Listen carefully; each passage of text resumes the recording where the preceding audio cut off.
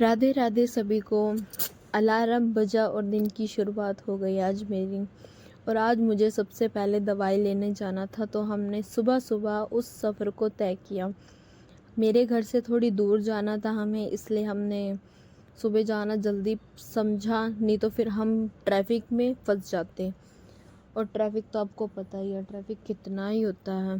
फिर हम गए, देखिए कितना सुनसान रास्ता था, बट हम चले गए। यहाँ पर हम अपनी लोकेशन पर पहुँच गए और यहाँ पर कुत्ते भौंक रहे थे, बट फिर भी वो अंकल आ गए जिन्होंने दवाई लेनी थी।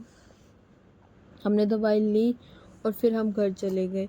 घर जाते ही मैंने थोड़ी देर के लिए रेस्ट किया, और रेस्ट करते फिर एज़ यूजुअल घर का काम। आज संडे था, तो संडे मतलब वनडे नहीं, वर्क डे।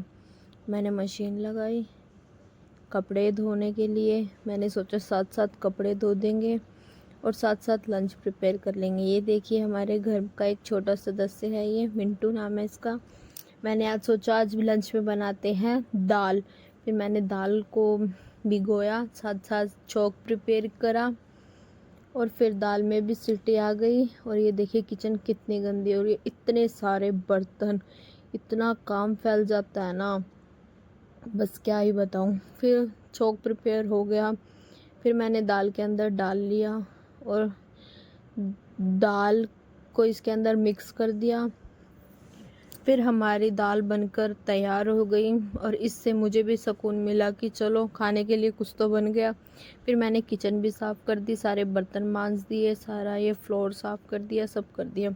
और फिर मैं चली अपनी झाड़ू पोछे के लिए, क्योंकि झाड़ू पोछा भी करना है। किचन का काम ख़त्म हुआ तो अब मुझे झाड़ू मारना है।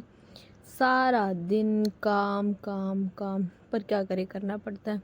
फिर मेरे कपड़े धुल गए। मैंने सोचा ये बाहर का जो आंगन है उसे धो देती हूँ, तो फिर मैंने उसे धोना स्टार्ट करा। धोने से थोड़ा अच्छा साफ़ हो जाता है, और जिस दिन हम कपड़े धोते हैं ना, उस दिन तो बहुत ज़्यादा चिपचिपा हो जाता है। फिर ये देखिए मेरे कपड़े धो चुके हैं। मैंने इसमें पानी डाल रखा है, मतलब ये थोड़ा सही मशीन हो जाएगी, नहीं तो सर्फ से थोड़ा कचरा फैल जाता है ना इसमें, इसलिए। फिर मैंने सारा फ्लोर साफ़ किया। फिर मैंने वाइपर मारा।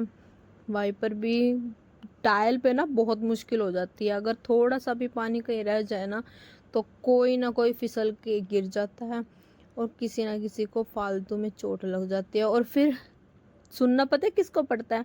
जो काम करता है, और कोई किसी को नहीं कहता, उसी को कहता है तुझे ध्यान रखना चाहिए था, तो तुझे ध्यान रखो। फिर मैंने केयरफुली सब चीज़ अच्छे से साफ़ कर दी। देखिए फ्लोर एकदम चमक चुका है। और फिर मैं गई छत पे कपड़े सुखाने, क्योंकि कपड़े धोए थे तो कपड़े सुखाने भी पड़ेंगे। और फिर अब देखिए, अब हम कपड़े सुखाएंगे, फिर हम कपड़े उतारेंगे, फिर हम प्रेस करेंगे, और फिर 2 दिन बाद फिर यही हमारा रूटीन स्टार्ट हो जाएगा। बट क्या कर सकते हैं, एक होम मेकर के लिए तो यही तो काम है, उसे करना पड़ता है।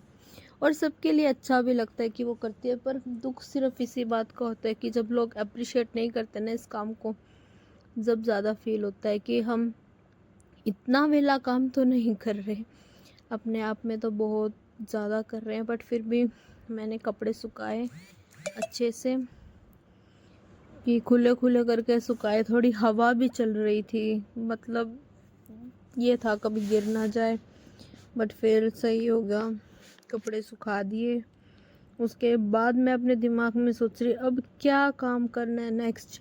आप मानोगे नहीं, मैं 3 बजे से उठी हूँ, उसके बीच में सिर्फ 1 ही घंटे का रेस्ट हुआ होगा।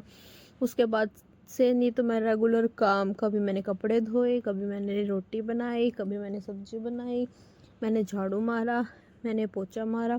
बट क्या कर सकते हैं, अपना घर का काम है। बट कभी कभी फैटअप भी हो जाता है, पर कर क्या सकते हैं। ये देखिए कपड़े सूख गए हैं। अब मेरा सारा काम ख़त्म हो चुका है। अब मैं छोटा सा ब्रेक लेती हूँ और ORS पीती हूँ अपनी एनर्जी वापस लाने के लिए, क्योंकि मेरी एनर्जी बहुत लो हो चुकी थी। Thank you for watching me. Hope so आपको मेरे मिनी ब्लॉग पसंद आ रहे होंगे। प्लीज़ लाइक कीजिए, सब्सक्राइब करिए, और आपको जो भी मेरी गलती लग रही हो वो कमेंट में दीजिए। राधे राधे।